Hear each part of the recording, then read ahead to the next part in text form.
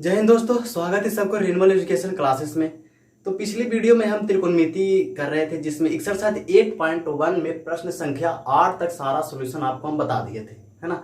आज देखिए हम प्रश्न संख्या 9 का सॉल्यूशन बताने वाले हैं, जिसमें 9 में देखिए दो प्रश्न है ना। इसमें देखिए दो प्रश्न है, तो दोनों प्रश्नों को हम आपको हल बताने वाले हैं ना। तो वीडियो को लाइक, सब्सक्राइब और शेयर भी जरूर कर देना, ठीक है। चलिए इसको सोल्यूशन करके हमको देखते हैं ना।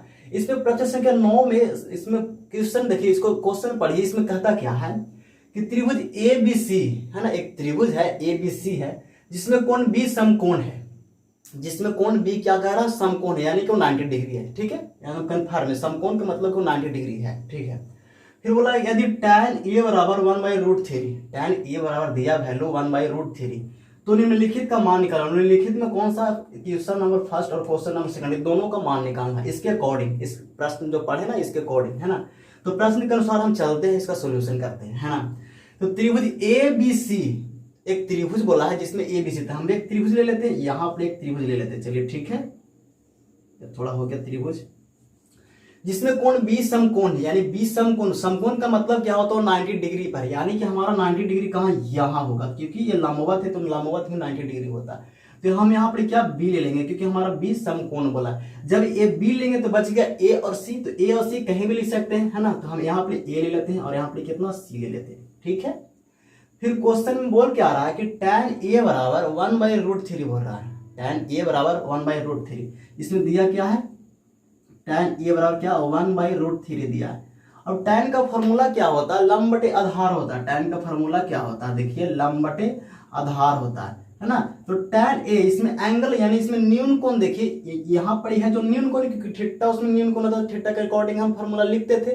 तो यहाँ tan a है, यानी कि a हमारा कहाँ है, यहाँ, जिसके सामने वाला bc क्या हो जाएगा, हमारा लंब हो जाएगा। यानी जब हमारा bc लंब होगा तो a भी हमारा क्या आधार हो जाएगा, है ना। तो लंब हमारा कौन सा हो जाएगा, bc, क्योंकि इसमें न्यून कोण क्या है, a है, और एक के सम्मुख वाला भुजा होता है, यानी कि जो न्यून कोण होता है उसके सम्मुख जो भुजा होता है वही हमारा क्या लंब होता है, ठीक है। तो हमारा न्यून कोण इसमें क्या a है, तो a के सम्मुख भुजा क्या हमारा bc है, तो bc हमारा क्या हो गया, लंब हो गया, यानी कि हमारा क्या हो गया, लंब bc। और हमारा ए बी अब आधार होगा, क्योंकि यहाँ पर कर्ण है, जो कर्ण है वैसे ही रहेगा, क्योंकि वो एज इट इज रहता है ना। तो यहाँ पर क्या होगा, हमारा ए बी हमारा हो जाएगा आधार। यानी कहने का मतलब है कि इसमें हमको दो मिल गया, यानी कि बीसी और ए बी दोनों का वैल्यू हमको पता चल गया। देखिए यहाँ बीसी, यानी कि बीसी का कितना निकल के आ गया 1, और ए बी का वैल्यू इसमें दिया कितना है, √3 दिया है ना, दोनों दिया है। तो हम एसी निकाल लेंगे। भाई एसी क्यों निकालेंगे, देखिए इसमें साइन है, कॉस है, ये दोनों के लिए तो कर्ण की जरूरत पड़ेगा ही। तो पहले हम कर्ण को निकाल लेते हैं। हमारा कर्ण क्या है, एसी है, कर्ण हमारा क्या है, एसी है, ठीक है। तो एसी बराबर क्या होता है फार्मूला, पाइथागोरस फार्मूला, है ना। पाइथागोरस फार्मूला क्या होता है कि कर्ण बराबर क्या होता है कि लंब स्क्वायर जोड़ आधार स्क्वायर का अंडर रूट, या तो कर्ण स्क्वायर बराबर लंब स्क्वायर जोड़ आधार स्क्वायर होता है, ठीक है। तो यहाँ हमारा यहाँ पर देखिए क्या है, एसी हमारा कर्ण है, तो कर्ण बराबर क्या बोले, लंब स्क्वायर जोड़ आधार स्क्वायर। तो हमारा लंब हमारा देखिए हमारे बीसी है, तो बीसी का स्क्वायर हो जाएगा, और आधार हमारा क्या है ए बी, तो ए बी का स्क्वायर हो जाएगा, इसका क्या हो जाएगा अंडर रूट। हमारा बीसी का वैल्यू देखिए कितना 1 है, तो कितना हो जाएगा 1 का स्क्वायर, और ए बी का वैल्यू कितना दिया √3, तो क्या हो जाएगा √3 का स्क्वायर हो जाएगा। चलिए ठीक है, 1 के लिए 1 का स्क्वायर हम करेंगे तो कितना 1 ही होगा, तो यहाँ हमारे 1 हो जाएगा, ठीक है। और √3 का स्क्वायर करेंगे तो कितना हो जाएगा 3 होगा, तो यहाँ क्या हो जाएगा 3 हो जाएगा, है ना। और 3 और 1 जोड़ेंगे तो कितना 4 होगा। 4 जब √4 में रहता है तो कितना निकल के आता है बाहर, 2 आता है, तो 2 आ गया, है ना। तो एसी हमारा कितना आ गया, 2 आ गया। एसी हमारा कर्ण है जो 2 आ गया, यानी यहाँ पे अगर लिख दे तो एसी कितना हमारा 2 है। यानी देखिए बीसी हमारा कितना 1 हो गया, है ना। ए बी हमारा कितना हो गया √3 हो गया, और एसी हमारा कितना निकल के आ गया 2 निकल गया। अब हम क्वेश्चन पर आते हैं जो हमको निकालना है ना। तो सबसे पहले फर्स्ट क्वेश्चन को हम बनाते हैं। जैसे क्या दिया है कि साइन ए कॉस सी प्लस कॉस ए साइन सी का वैल्यू निकालना है ना। अब देखिए इसमें साइन ए कॉस सी, साइन ए कॉस सी, इसमें एंगल क्या ए यूज किया है, और इसमें एंगल क्या सी यूज किया है। वही साइन में अगर खाली देखते हैं तो साइन ए और यहाँ क्या है साइन सी। तो खास बात यही है, इसमें एंगल को डिफरेंस किया है, न्यून कोण को चेंज किया है। अगर कोई भी सिंपल जैसे इसको अगर सोल्व करता बिना इसको समझे तो सीधा वो लंब और कर्ण सीधा रख के बना देता, इसके अकॉर्डिंग या इसके अकॉर्डिंग सारा वही कर देता। लेकिन यहाँ पर एंगल चेंज है, न्यून कोण दोनों में चेंज है। तो इसके अकॉर्डिंग इस न्यून कोण के अकॉर्डिंग इसमें लंब और कर्ण को रखेंगे, और इसमें सी के अकॉर्डिंग लंब कर्ण के रखेंगे। जैसे इसमें भी ए के अकॉर्डिंग, है ना, जैसे आपको अभी हम समझाते हैं, है ना। जैसे बोला क्या है साइन ए, अब साइन थीटा का फॉर्मूला क्या सीखे थे, लंब बटे कर्ण, लेकिन वहां थीटा का फॉर्मूला सीखे थे, जहां थीटा हम कहा यहाँ पर रखे थे, यहाँ पर हम थीटा रखे थे, लेकिन इस बार थीटा नहीं है, इस बार क्या एंगल दिया है ना, इस बार क्या हमारा एंगल दिया, वो चेंज करके दिया, है ना।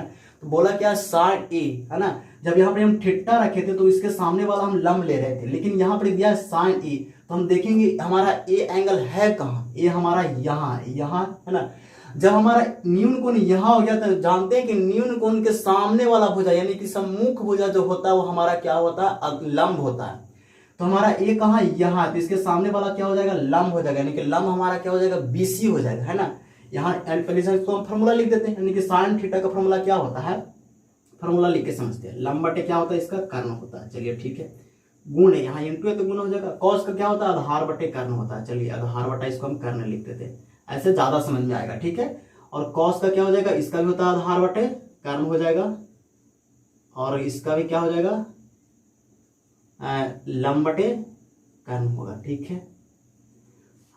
अब इसमें बोल रहा है साइन ए हमारा कहाँ, यहाँ, इसके सामने वाला क्या हो गया, लंब, यानी लंब हमारा क्या हो गया, बीसी, तो लंब हमारा क्या हो जाएगा, बीसी। कर्ण तो एसी ही रहेगा, कर्ण तो बदलने वाला है नहीं, कर्ण जैसा वैसा ही रहेगा, तो कर्ण हमारा हो गया एसी गुणे।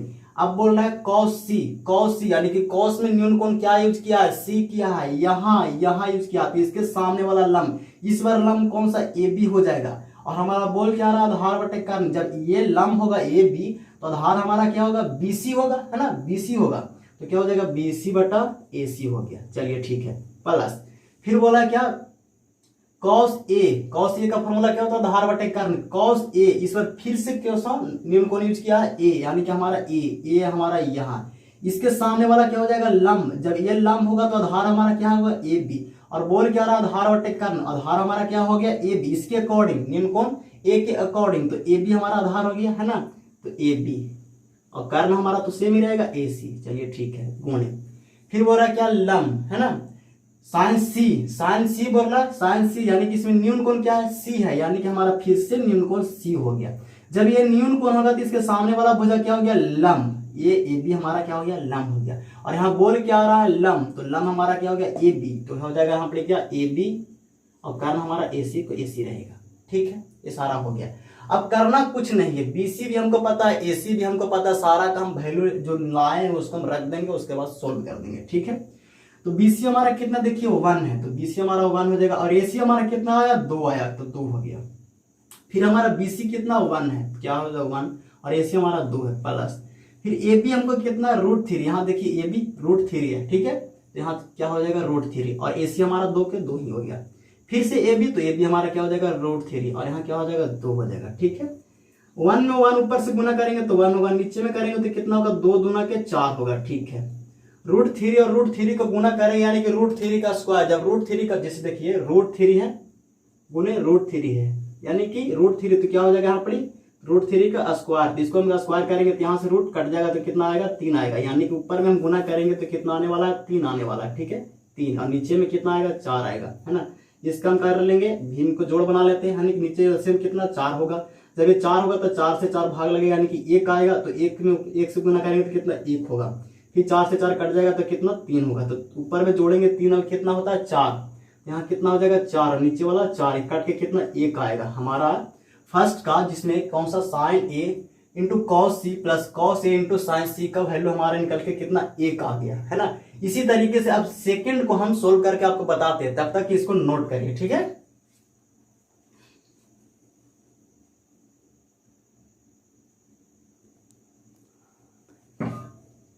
वन हमारा हो गया, जिसका आंसर कितना निकल के आया, हमारा 1 आया। अब इसको हम देखते, ये तो हमारा हो गया, इसका आंसर कितना निकल के आया, इसका 1 आया है, ठीक है। अब इसको बनाते इसको, तो सेकंड में बोल क्या रहा है, देखिए हम इसको पहले फिर से लिख लेते हैं, cos A cos C plus sign ए और साइन सी बोला है, ठीक है।